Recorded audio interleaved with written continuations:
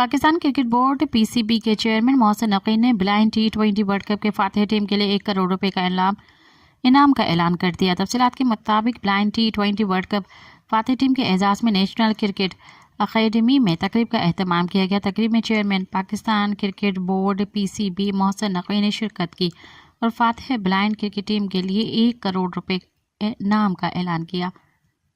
PCB की जानिब से ब्लाइंड क्रिकेट काउंसिल के लिए भी 2 करोड़ रुपए का इनाम का ऐलान किया गया। इस मौके पर चेयरमैन पीसीबी मोहसिन नकवी का कहना था कि अल्लाह का शुक्र है हमें क्रिकेट के मैदान से अच्छी खबरें आ रही हैं। हम गुज़िश्ता रोज़ चौथी सीरीज़ जीतने और ब्लाइंड टीम की जीत से मज़े दुआला कर दिया।